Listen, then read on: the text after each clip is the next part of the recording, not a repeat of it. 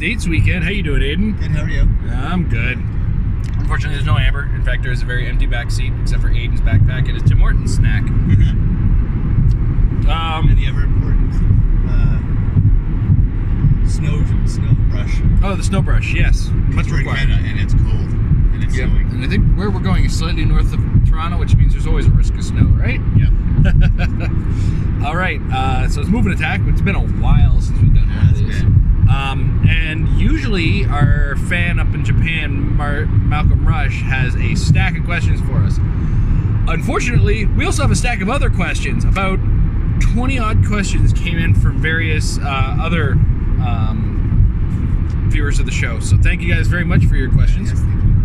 We got an awful lot to get through, so we're going to try our best to get through them as best we can. Ready for this, Aiden? I am, because even if we leave at 3 o'clock today, it's still going to be dark as all get out. Yeah, well, I mean, it's November, so that means there's 2 times a day. There's morning and evening. And evening is about 2 p.m. Yes. All right.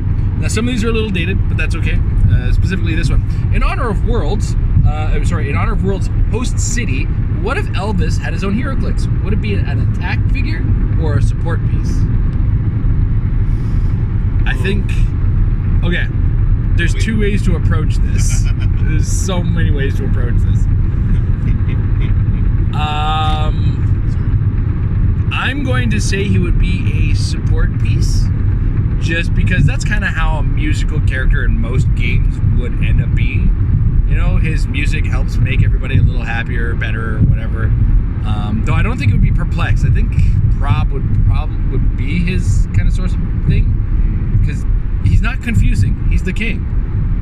Maybe leadership too, just because. I don't know. What do you think, Aiden? Well, are we talking about skinny Elvis or are we talking about fat Elvis? Oh, there it is. Because, in all honesty, fat Elvis is basically take the Dark Phoenix Saga blob and use that. Aiden, I was drinking. I'm sorry. I know. I timed that. So that would probably be that more of a annoying second-tier attacker type dial. But yeah, I probably wouldn't consider him a support piece. I would consider him, he'd have like Pulse Wave with like Jailhouse Rock, and Sidestep with Blue Saints shoes. Cool. Peanut butter and banana sandwiches be like retail. Okay. Wasn't that the diet that killed him though? No, I thought it was the steak. I mean, I'm pretty sure it isn't. Everybody, haven't been to Break Graceland and enjoyed the wonderfulness that it is. They actually had like a midnight or an evening peanut butter. Well, that was his favorite thing. And banana. His mother would like sandwich bar. Yeah, there was a lineup for that thing, man. Yeah. It was insane. Deep fried too. God. It wasn't. It was just peanut butter sandwiches and bananas and marshmallows. All right, next question. Has anyone in the HeroClix community, this one's made for you, had their HeroClix signed by the actor or actress who portrayed them? Me? No. Hey, Aiden. No. I thought you did. No. Oh. No. The closest thing. Oh. No. Sort of. Okay. No. I have had. I had Gail Simone sign Jeanette's card. Okay. That's probably the closest thing to. That's more of a comic creator. That was more of a comic creator. I've certainly seen people and they've had them and they've been like, "Oh, this is cool." Oh, yes, I have. I There it is. Yeah, there.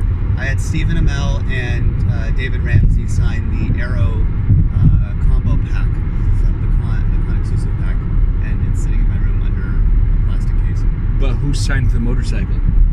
I haven't gotten the motorcycle signature yet, and the son of a bitch is proving to be difficult. All right, this one's pretty easy. Has Silvermane's leadership head ever been useful to a team? I've never even used a Silvermane. I have not used Silvermane. So sorry. Not on ours. I don't think I've ever seen it on a competitive team. So, in more competitive events like Worlds, are map rolls that much more critical to wins? Depends on the team. If your team is really focused on a specific map, then you got to have it you build your team in such a way to try to win the map roll, but at the same time, you kind of have to build a team that doesn't care about the map roll. So, yes and no. Yeah. I think I mean, there are certain teams, obviously, with certain figures that come out as they're made. It's like, oh, well, this map is tailor-made for this particular figure. So if you're planning on using that figure, yeah, you really kind of want to use that because you're trying to maximize the usage of that figure. But you know what? You can have like 6 guys on your team and roll a 10 and get a 16, and some guy who's going to sit down next to you is going to roll that 17 for whatever reason, and screw you up. So it's not bad, but yeah. All right. So yeah, it makes a difference, but it's not massively critical, and it can totally ruin your team if you don't build correctly. But not told, like, if you got to know how to play on all maps. So that's why I say yes and no. If you could introduce HeroClix to a celebrity with the hope of them continuing to play, who would it be? Aiden's got to have a list of this because.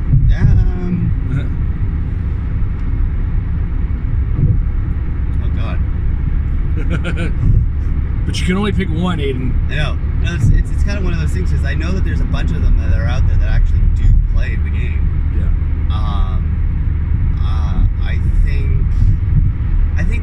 I think Stephen Amell would be funny to watch because I think he would try and win and do well, and it'd be funny. He's like, but my alien figure's not really good. I'm like, this is what happens. Yeah, that's pretty much it.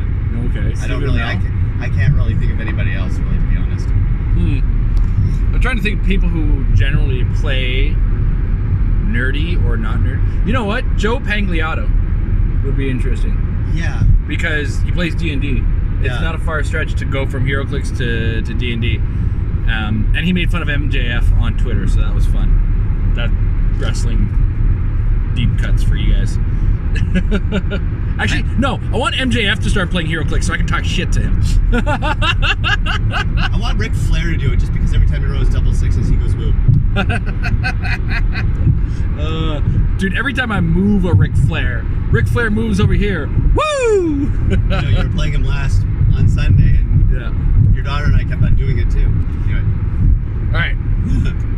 If a HeroClix event ever got picked up for a TV show, like and with like World Series of Poker production level, what channels would it be on? So, whatever, I personally think whatever ESPN, TSN 3 or 4 channel that ends up with chess or darts is usually your best option, in my opinion. I don't know. What do you think, Aiden? The Game Show Network? The Game Show Network? I guess. I don't know. I mean, it's not going to go on Family because we swear.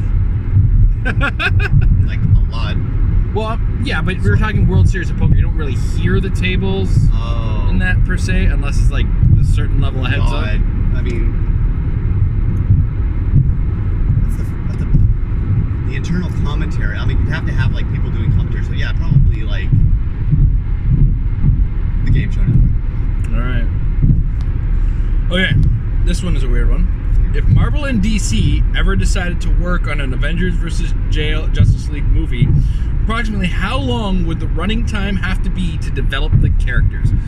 So the running time for Avengers to develop the characters was approximately, what, 4 to 5 movies? Wow.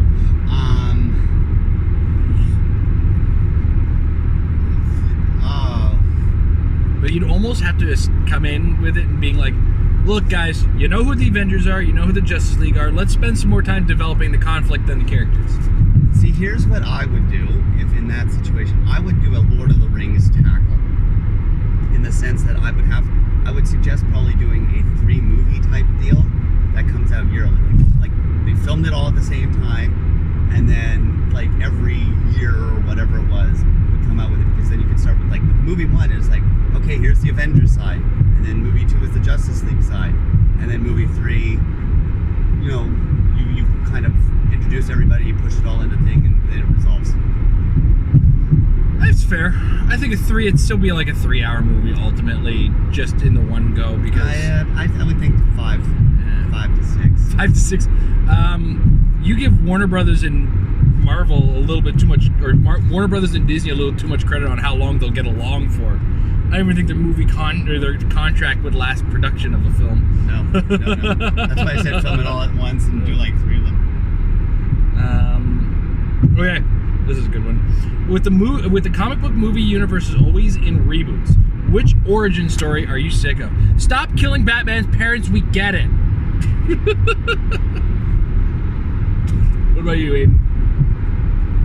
You know what? He went to the fucking lab, deal with the fact that he got bit by a spider, and that his uncle died. Okay, just leave Peter Parker alone. Like, get him up, grow him up, and like start banging Mary Jane already, please. I mean, in defense of Marvel, they really kind of skimmed over that. Well, they skimmed it over in the Tom Holland one, yeah. But I mean, at that point in time, they realized, you know what? Maybe we don't do need an origin. It's like, at this point, we get it? He was bit by a spider, right? Yeah. And then every so often, when he's in his little emotional monologue, it's like, man, ever since that spider bit me, like, that's all we needed. Yeah, exactly. Okay. This one, I'm changing a little just to be a little bit more inclusive. Oh. Because the original question is, which comic villainess would most likely sleep her way up the ranks? I'm going to change that to just villain or villainess, just in case you can think of a male character who would sleep their way to the top. Mystique. Right. I mean, she would do it as either a male or female. Well, that's exactly. I figured that if anybody's got that, her and Emma Frost. Slut. I mean, Emma Frost does it in X-Men, and she did it in the Hellfire Club, so it's not too far off. I still wonder why she keeps wearing the Hellfire Club outfit, even though she's definitely not in the Hellfire Club anymore. Well, yeah, I don't know. It's just because I guess people, I don't know. See, the problem is that she was like, when she was introduced, it was like very, specific to her, whatever she was doing. But she was like a businesswoman. She was like super smart and everything else like that. Yeah. That she was basically like annoying telepath sex. Well, I mean, that was the thing to the Hellfire Club that I found, because remember when Jean Grey was taken over by the Hellfire Club? Well, they gave her barely any clothes. Like, God, the girl's got to be cold in that. Yeah. True. All right, I didn't answer. Although Mystique was such a good answer, because Mystique did it several times already. Well, yeah. But I'm gonna also answer Mystique, because it's just such a good answer. All right, what is your favorite HeroClix vehicle? The Bug. I hate that thing so much. It's just neat looking. I like it. 24 clicks of hell. Sorry, 50 clicks of hell. Because I think it's 24 clicks with like 24 clicks of that environment or damage dial. Yeah. It's such a mess. And then the beetle dial, if you've got the beetle. Yeah. That's what I meant. Use it next Sunday. Everybody's gonna love you, Aiden. They're gonna love you as much as the kid who brought Felix Faust. Yeah. Okay. My favorite vehicle. I mean, I loved the cop car for a minute and a half, but I understand why people hated it. Yeah. I'm trying to think what my favorite vehicle was. It's a very tough one because... Are you... now, is it got to be the actual vehicle, or are you talking POG-generated stuff, too? I mean, if we're talking POG-generated stuff, Overdrive's van was perfectly fine. I also like the Chase Robbins vehicles. They're cool. I always like weird stuff on them. The Dune Buggy. Oh my god. I like the Dune Buggy because it takes a semi-decent close combat character, and for 25 extra points, makes them really tough. There we go. The Dune Buggy. All right. Following up on this vehicles theme here. You get all of the live-action Batmobiles lined up for a drag race. Which one wins? I feel like, and I'm going to go with the physics of their builds, because I'm not kidding you, that Tim Burton Batmobile didn't look like it could turn a corner, let alone move. And the quote-unquote high-speed chases were very obviously sped up. So I feel like that one is definitely the big time loser. The original the original series, television series Batmobile was an actual car done up and dressed up like the Batmobile. So that one is in high contention. And of course the Batman Begins Dark Knight Saga Batmobile is also in contention, I think. And I feel like because we're going with a drag race situation, I'm going to give it to the original series because that car is going to be off of the line a little bit faster. And I don't think the acceleration on the Batman Begins Batmobile is going to be fast enough to win that race. But I don't know jack about cars. So I'm going off of physics. I'm gonna go with you on the 66 only because of two reasons. One, it seems to be a lighter build. Like you have all the Batman Begins and the one from the Justice League, Batman versus Superman, whatever. They all seem to have, you know, all this armament because Batman uses guns on cars now. So I would think that would be a little bit heavier, and its reaction time would be a little bit more so, wherein the 66 one would have that. Plus, they could just deploy the chutes and just confuse the shit out of everybody. Well, you do that at the end of the race. I know, but you can do that at the beginning of the race and then take your sweet time because now you've got the parachutes over the other competitors. I mean, drag race is just a straight line race. Again, yeah. I drive a blue car. Alright. Okay. Have you ever replaced Monopoly pieces with HeroClix pieces and played the board game that way? No. It's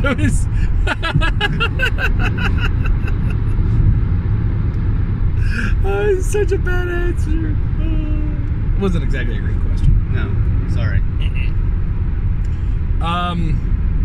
That said, when it comes to board games, I'm very, very specific and traditional about them. I also don't play Monopoly because I consider it a very, very bad game. Because its own rules haven't been followed for 30 years now, I think. Guys, stop putting money in free parking and stop putting money in the middle. Just put it all in the bank. That's where it goes. And if somebody doesn't buy property, you auction it off. I hate that game, man. It's a very. I have seen that game become very contentious with like individuals. Like people get mad at each other. Oh yeah, absolutely. It's like Munchkin. Ended marriages. Yes. I mean, Munchkin, you have to expect that. That's the way it's designed. That's the way it's built. But yeah, but this Monopoly also takes like 5 hours. Yeah. It takes 5 hours and nobody's happy at the end. No. Even the person who won, because that person pissed everybody off, and now they're unhappy that everybody's pissed. We should probably move on to the next question. I wouldn't be in a rush, because I don't know if you're going to be able to answer this one. If you could introduce HeroClix to a big YouTube gamer, who would it be and why? I'm going to go with Ray Narvaez, formerly of Achievement Hunter, currently on Twitch channel as his own Ray. I think he's Brown Man Gaming now.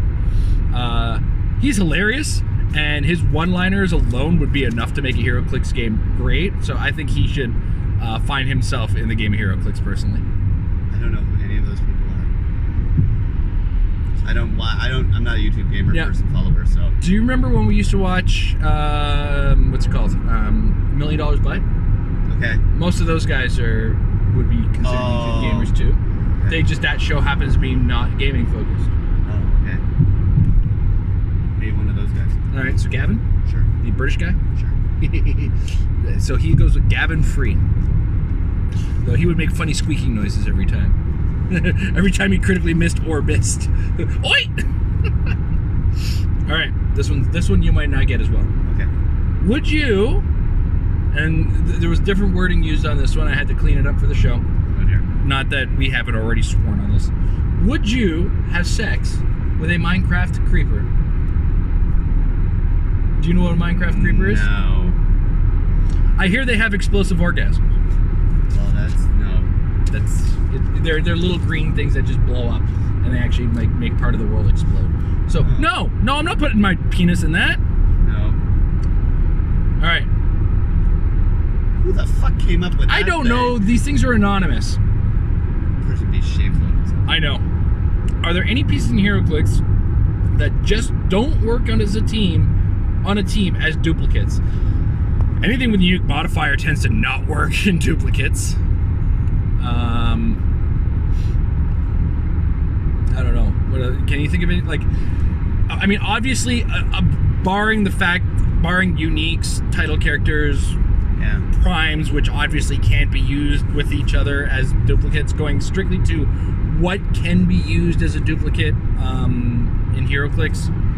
There are very few things that are useless as duplicates, but there's also like creating unnecessary redundancy, which is why I went with something like any character that you're relying on a unique modifier for is just not going to help you. Someone that says that as long as you have one of these on the map, or whatever. Yeah. So anything that kind of only does its thing once is really it. I mean, but if it's an attacking character that does that too, well, guess what? Put two of them on, you have two guys who attack at that level and whatnot. So, yeah, okay. I love answering these questions. What will it take for DC to produce more Colossals? Marvel is running laps around them in that regard. I know the actual answer to this. If you want me to give that one, if you want to, I mean, it's not just on DC. It is on WizKids, but subsequently, it's also on us to another degree. I feel like. Okay, so here's the licensor like nightmare that is all of this sort of stuff. Oh, no, we're not there yet. No. When WizKids is like the licensee, I guess we'll call it. No, they're not the licensee. The licensee is DC. Yeah. WizKids is trying to use the license to make the game. So they approach DC and say, DC, can we use these characters? And DC says, yeah, but if you're going to make a set of our stuff, also include the following.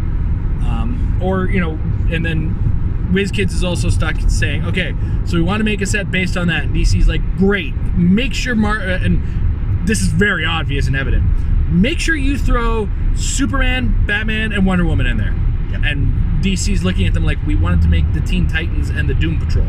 What are you doing to us? It's very evident. And, to another degree, DC will be like, yeah, throw multiple Supermen in there sometimes too. Yeah. So that said, we now have to go to the other issue, that is, how many Colossal characters does DC really have? Well, there is enough to justify making a set on the level of Avengers Infinity, if you ask me, especially once you include the fact that the way they make sets like Avengers Infinity or like X-Men, you can squeak vehicles in there too. So I would think that it's probably that, because I mean, it's from a production standpoint, it would not be difficult because they could easily do sculpt reuse for a lot of these people. Yeah. I mean, Giganta and Elastigirl. Chemo would just be Proteus. You've got. I mean, they'd have to be a little bit unique with it, just to keep everybody happy. But yeah, you're exactly right. Yeah, like, I mean, it's not. It's the same style model, but what it comes down to is Warner Brothers DC only seems to be giving them so many sets for the thumbs up. Yeah. Which is the last hurdle that they have to get up, because WizKids will come to them and be like, we want to make a set. And I'm like, cool, that's your one for the year. And WizKids is stuck in a situation, to make us happy, they have to include as many new possible characters as they can, which means when they have a set with Colossals, there's not as much room for that. Because, especially on the smaller scale figures, you get maybe, 39 to 40 figures in the small scale, and then the rest of the set is large characters. So, scale-wise, it's hard because Warner Brothers DC is really not greenlighting enough sets. No. So, in conclusion, Warner Brothers, let us have more DC sets. I mean, I'm not usually on the rah, we need more DC sets, but at this point, if it's stifling design, yeah, please, for the love of criminy. Anything on that? No. I think also too the problem is that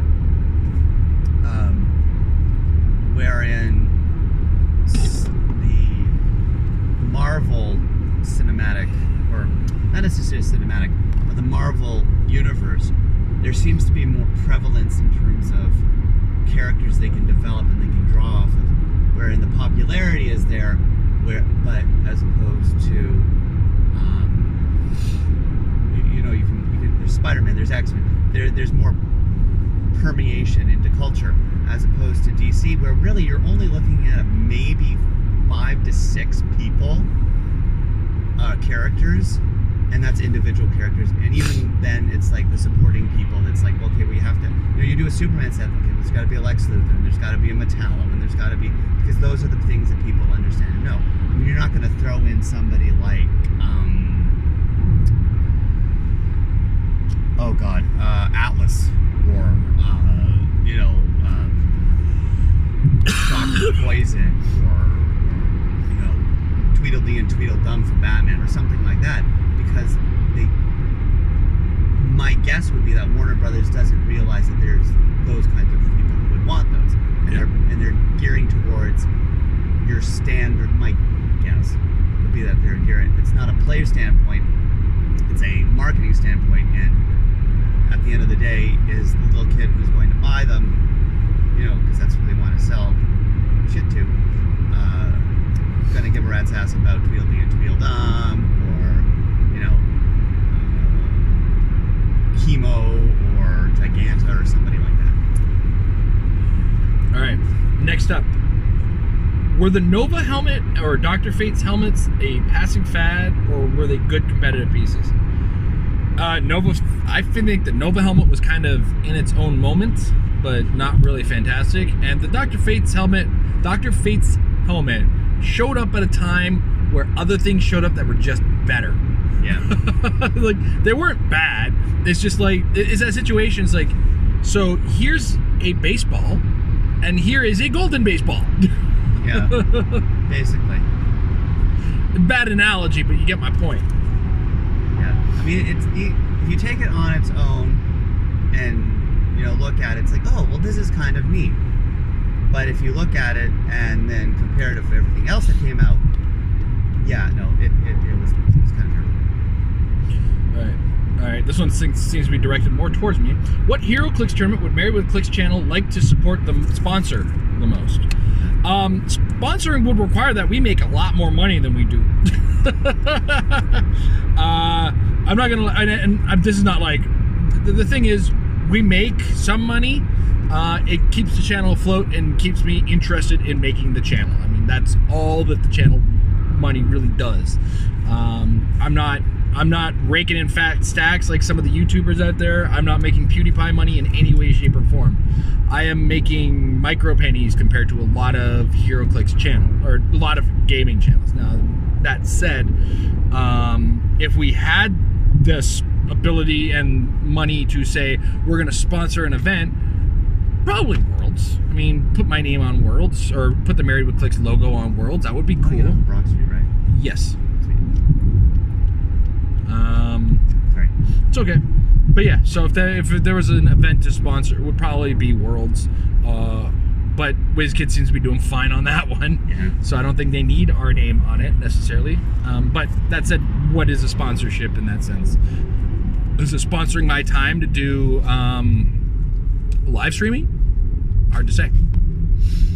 Though this year the live streaming was a little rough because they didn't seem to have a PC there, and they also were running it almost completely by mobile. It's right. Is it right that we go? Yeah. I can't remember. It's past the old location. It is, but I thought it was the other way. No. Okay. Well, I will yield. All right. Next. Sorry. Yeah. Aiden is a participant as far as this show, so doesn't have much of a say. But what would you like to see a sponsor if we had sponsor you money? It's not my decision. As the suggestion goes, red wine with meat, white wine with fish or chicken. What beverage goes with Clix? Beer. Actually, I'm on a diet right now, so whatever I'm in Canada, So we drink neutral vodka soda or Socialite, which is the equivalent of what the States has in White Claw. So whatever that is for now while I'm dieting. But usually beer for me. What about you, Aiden? I don't drink, so... Aiden drinks coffee. Specifically... I drink Tim Hortons vanilla. Tim Hortons French vanilla. Yeah. I didn't even show the Tim Hortons label. It was just the Canadian flag that's on it. It's... No, I don't drink. You don't drink. Sorry. All right, we're almost there, and we're on the last question, so this is perfect. And we'll get some Malcolm Rushes on the way home, I think. Okay. Since we have special objects that give any special power to any piece, what character looks goofiest with hypersonic? What's the old lady Spider-Man? The Aunt May Spider-Man? Spider-Man. Spider-Man. That would look ridiculous with hypersonic. I had another Turtle? bad answer. Turtle would be hilarious with hypersonic. Professor X. Oh my god. But like wheelchair Professor X. Yeah, not the hover chair one. Yeah. The wheelchair one. That's a suddenly ending lane. All right. Sorry, Aiden. What do you? I actually went with the answer that you usually would go with. I would, but I'm thinking of just like Daredevil accidentally running. You're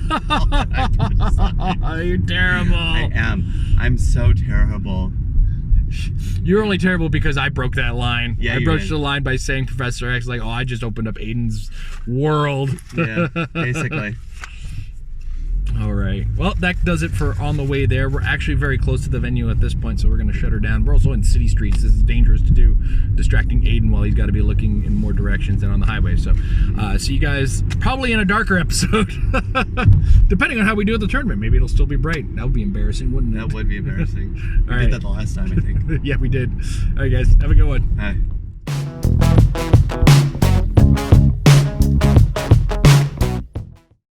All right. Move and Attack Part 2. But this is the post-tournament. I'm gonna do something extra for Malcolm Rush. I'm gonna take a little time on an episode of a show and just answer a lot of his questions, because we got a lot of stuff to go through with all that. And we just came off of the Pauper States. 14 people in attendance at Comic Book Edition here for Provincials, rather, Ontario's. Oh, we had 50, but yeah. 15, yes, there was a bye. So 15 players. We had 5 rounds with a cut to top 4. That was grueling. Holy smokes, what a grueling and what was nightmare. And the other thing that, in addition to being grueling, it's like really warm in there. It was. I mean, they were also running a Pokemon League when we first started. So there's a lot of little bodies plus all their parents. Yep. Which added a lot of body heat. Yeah. And then after the fact, there was a bit of a break. Things started to cool down, but the seats were fairly warm because of those leather sort of like it. You guys know what I'm talking about. You get them usually in like dining halls or stuff. The big metal chairs with the leather or fake leather, plasticky stuff. Anyway, and then after that, there's a Transformers tournament for the new card game, and that filled up the room. So yeah, it was a healthy heat. I'm glad I didn't over layer. But 5 rounds with a cut to top 4. What a flippin' slog. Yeah. Oh boy. I think that's the first time I've ever been, like, usually we expect that and there's a little bit more people. Yeah. This time, for whatever reason. 14 people, that's like way more than. But I do understand the necessity, because there's a chance that a 3-1 doesn't make the cut in a top 8 cut in a 14-player tournament, 15-player tournament. So I understand. It was long. And not as long as we thought. I mean, it's only 4 o'clock. It's still light out. So it was still 5 hours, but also, spoiler alert, that means we didn't do as well as top 4. No. We're leaving early. Yeah. So that said, let's go through the rounds. So round 1, I was up against Mike White from the Metal Lab. He'll probably tell you all about the game, or would have already, because it takes me forever to edit these. He played an Avengers team with Voyager, Medusa, the Fast Force Hulk, AIM Red, AIM White, Crystal, and both the different Giant Girls. Yeah. It was like an 8-figure Avengers themed team. Against my Sentinel team, which is Nimrod, Senator Robert Kelly, Graydon Creed, Bolivar Trask, and a Friends of Humanity to start off. So a 5-character team, and oddly enough, I won map roll. What are the odds? Not very good, because he's a +3 on me. Yeah. I took him to the Metal Arena, which gave him nowhere to run to and nowhere to hide. But he did take all my squishies away. Everything that on my team that isn't named Nimrod is made of Jello, and then some of the things I make later on are also not made of Jello.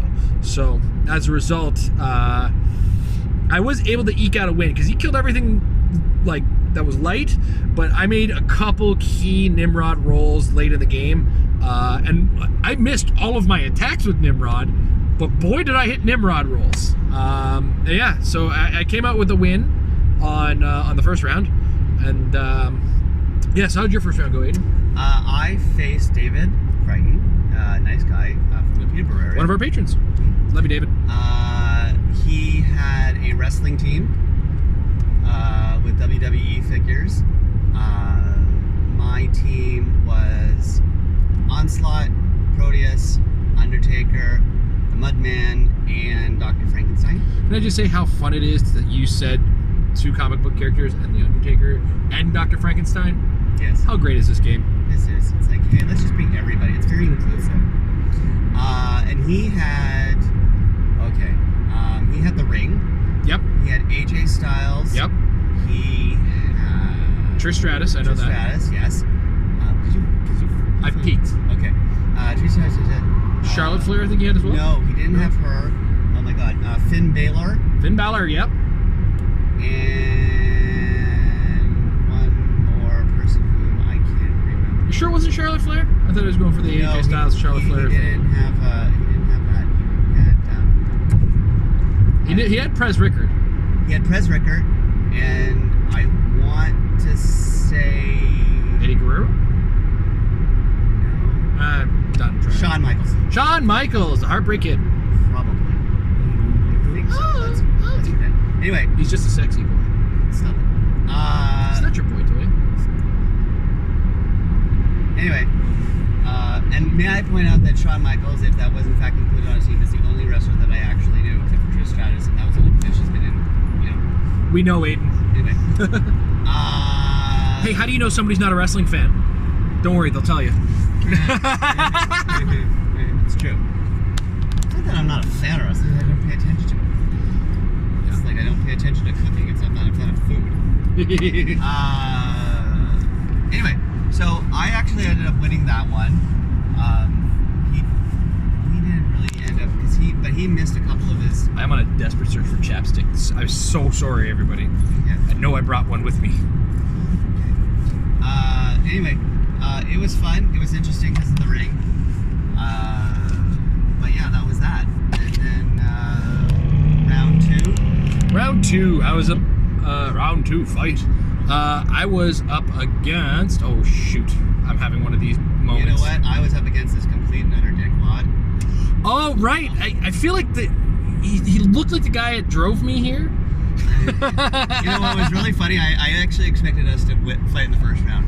I wasn't there. Yeah, because a lot of people, like a lot of familiar faces, end up fighting them. Like I think there was a Mike and Dennis had to play in the first round against each other. And they're brothers. Yeah, it was Matt and Dennis. I think one other person. Yeah. I want to see whoever Emily fought was. I don't know. Anyway, it was just funny. Yeah. So no, we ended up fighting. You won that one. Yes, I won. And what Jason has one of those fantastic teams where you don't kill the main team, you just kill everything he generates. Yeah, Aiden scored a lot of points. Just none of it started on my team. No.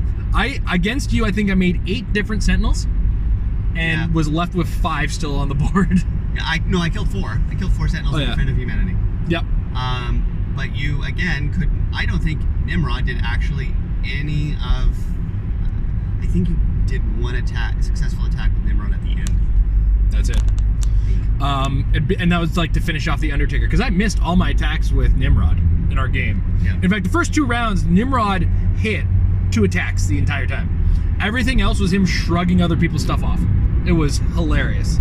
If we were paying attention to him, because I remember when we were playtesting, I'm like, okay, I'll go after Nimrod. No, that's a bad idea. So let's try and get to all the support people behind you. That was an attempt. And then Nimrod cut you off. Or What? other Sentinels. Yeah, because I made the Sentinels really quick against you. Yeah, you did. Like- Like popping up second round. Yeah. So, Anyway, so that was that. yep. Yeah, and no other real notes. I mean, we were both there. We both had a hell of a game. It was. Um, And we went to time. Yeah. We killed him just like 30 seconds before yeah. time was I killed the Undertaker with a poison right as time was called. Yep. So, no, sorry, I killed the Mudman with No. poison. Yeah, Yeah. because it was the Mudman versus all the Sentinels at the end of the game. Yeah. Yeah. Actually, it was a submission hold. Yeah. Either way, it's the same. thing. All right, third round, I was up against Emily. Same team as Mike's, similar team as Mike's. But what was very different is one, she won map roll. Two, I chose the wrong side of the map because I'm a dummy. Yeah. That's a deep cut for some of you wrestling fans. But yeah, did not go well. I lost all the squishies super quick. I was only able to hit Medusa and then was not able to shrug off anything with Nimrod. And that's kind of the way things go with Nimrod. It's like, you feel bad when you have a bad game against a Nimrod, but when you have a good game against Nimrod, it's because they couldn't shrug anything off. So, what was your third round? Third round was against Mike. Yep. So we already know what his team was. We actually did. It was a very interesting game. Mike is very enjoyable to play against. I took 103. He took 120. Oof. And he killed the Undertaker just as the last action was just right at, like, he was in the middle of, okay, I'm going to attack with, and he made his last attack on his last action, and he ended up killing the Undertaker. So that's what put him ahead. But again, he, like, the first half of the game, was, okay, I'm afraid of your team, you're afraid of my team, we're not really going to progress farther than, like, the first, 6 squares out of our starting area type thing. So once we said, you know what, screw this, and I just kind of came up, and then he came in with his Hulk, and things happened, and it was fun. Okay. So that was the third round. Fourth round, I was up against David Brooks, a regular to Dolly's. Thank you for coming out, Dave. It was a pleasure to see you. Sorry, Dolly's, you only had a couple people out there. I warned everybody, excuse me. He was playing an all WWE team. It was The Undertaker, it was Triple H, it was Eddie Guerrero, and it was the Macho Man, but not at full points. So he had to be super careful with his Macho Man because I could get a shot off if he was in the wrong position. Because I had the WWE ring on my team, I kind of posted my Nimrod in there. WWE guys showed up in there, and I just kind of slowly but surely fought them off. I had some really hot Nimrod rolls in this game, let me tell you. So hot, warm, beautiful, sexy Nimrod dice rolls, and I ended up peeling out a win on that one. So, what about you? I faced Keith, again, using an all WWE team, Yep. which was Shawn Michaels, Triple H at the lower point dial, Mankind, and Undertaker. Cool.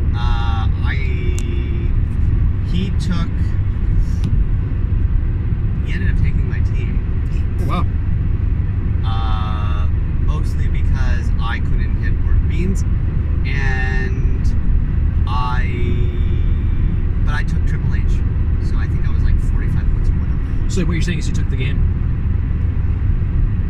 That's a wrestling reference. That's another I don't wrestling reference. understand. Please stop. I am playing to the audience, Aiden. No, half of those people are gonna say, I don't know what the fuck he's talking about. And the people who do get it, exactly. And more people are gonna find out about the WWE. Okay, by their fingers. They're really good. They're fun and awesome. You know and what? get more Hero Clix players playing. They're, as a complete and utter side note, having faced several teams with either the individual characters on it or teams made up of the WWE characters, they are very, very potent, very, very interesting, and I want to find out what was going through the error at the design, because it's got, somebody just said, you know what, we're just going to do this, and who cares? You know what was going through the design team? Hey guys, do you remember Street Fighter? And then every Street Fighter character was at the exact... All you could hear at the same moment was a million Street Fighter characters getting blown up by a ranged combat attack. Yes. That's it exactly. And that's what they did. They wanted to protect the WWE guys and protect the new players from the bad experience of getting shot out of the water. Yes, basically. Especially when you have people like Onslaught. Hey, I don't care that you're 9 weight. Yeah. You have a charge for 7? That's great. I have a 9 range. I'm just going to blow you up right now. Yeah. So round 5? Yeah. All right, so this is my make and break round. I'm 3-1 going into this. I got a lot of points. I'm up against Jay Solomon. You know what Jay is really good at? Not letting you have points. I scored 6 points this game because he used 2 ID cards. It didn't also help that in a single turn he rolled off about 7 or 8 of my attacks with shape change and super senses and variant. It was everything about it was my nightmare. And I did my best. My Nimrod was still very, very high in the dial. Like, he took a little bit of damage. He was on a second click, but I couldn't make anything stick. And if you can't make anything stick, you can't make attacks. You can't score points if you don't make attacks. What about you, Aiden? I was up against Kyle, who was rocking Onslaught and Nimrod. Oof. It's like, what's your tent pole? Onslaught or Nimrod? Both? I have a very large tent requiring 2. I managed to actually deal damage to both of them. I got Onslaught. I think he would have, if I had positioned my Undertaker a little bit better, I would have been able to submission hold him and then take him out, so I would have been, but I ended up not taking anybody. Because Nimrod, for those of you who have not played him, has this fantastic, you know what, I think I'm going to evade it, but I'm going to deal all the damage back to you when I Stop hitting yourself. Stop hitting yourself. Stop hitting yourself. So, when he's double tokened, and he's immobile, and you're going for the Tombstone Pile Driver, which visually, if you want to stop and think about it, is a fantastic... The Undertaker has Nimrod! He's got him ready for the Tombstone Pile Driver! And he rolls the same number that you do in your attack roll. He's reversed it! Oh my god! And you take the 5 damage that you were going to be dealing him. You should only deal your printed damage to the character who's doing the attack. You know what? I forgot about that. So, I mean, the 1 extra click wouldn't have fucking mattered. But the point is that that's what happened. I'm not mad that I took the damage. I'm mad that he rolled a fucking 9. I had a couple of those. I had a couple of high rolls. Like, I rolled 10. So did I. Like, great. Fuck. Yeah. My dice were hot when it wasn't making an attack. Shape change for... Oh, wait. Gotta remember the person I'm speaking to. I didn't have shape change for half of the tournament. Everybody was outwitting it. I know. Well, it's okay. I can't really roll it half the time anyway. So that was that. Yeah. So you came in 5th, though. So I came in 5th, which hurts because if I would have scored some points against Jay, I'd have been in the top 4. Yeah. But because I scored 0 points, or next to 0 points, 6 points, I was then left to kind of draft what was left because of the prize drafting. Now, thankfully, the top 4 were nice enough to get their hot picks pulled aside, or the hot picks pulled aside, and then it became less of a fight to get anything else. As a result, and we were picking from Batman Animated Series, Chasing Primes, and Secret Wars Battle World if you were high enough placement. So I ended up with a Hard Act Batman. It's a super rare prime. Wow, what are the odds? Because there was other chases, but I've got an entire set of the chases from Batman Animated Series, and the only ones I need multiples of, I have multiples of, so I don't need to get extras. So as a result, I pulled a Hard Act Batman, and Secret Wars Battle World, I won a chase set of that from being top 4 Team Worlds 2 years ago, or 2 worlds ago. So as a result, I just kind of went with an Iron Fist as a joke to see how many Chase Iron Fists I can accumulate before the set rotates. I'm at 4. I want to point out that you're not actively you're not actively going out and buying I'm not out and buying them. I'm just acquiring them. Yes. So he's saying, here you went, give me $30. You think that? I ain't giving $30. I know. But I'm saying that was a joke. Yeah. I ended up with Clock King. Oh, nice. Nice. Clock King's cool. Yeah. Yeah, he was. I remember staring at the primes and I was like, oh man, most of these I don't really have. With the exception of, I think I have the Clayface Batman and the Clock King. The Yeah. other two I didn't have. The Batman Killer Croc and the Hard Act Batman. So I went beeline for the Hard Act Batman. Maybe I'll just finish off that Prime set with the Killer Croc Batman at some point. Yeah. So. Yeah. But overall, I love Comic Book Addiction. I love the love that they put into running the tournaments for us. And I was definitely do not regret bringing a water bottle like I usually do, because usually they have water bottles. This time they didn't. Yeah. So that's a shame, but them's the breaks. Yep. Anything you want to say on the way out? No, it was great. They run a good game. They run a good tight ship there. It's really nice. So Jane and Ryan and Michael and Yeah, Jane, Ryan, and Michael. Yeah, yeah, Jane, sorry. Ryan and Michael, and the store owner whose name I don't know. Yeah, I don't know. Anyway, We know the three that always are running good. here. Yeah, always a great time. Always fun. They are very welcoming and inclusive. I've never had a problem at that store. Me neither. Or anything. So that's about it. Good old time. All right, thank you, WizKids. Thank you, Rock. Thank you, Comic Book Addiction. You guys have yourselves a wonderful evening. Thanks for watching.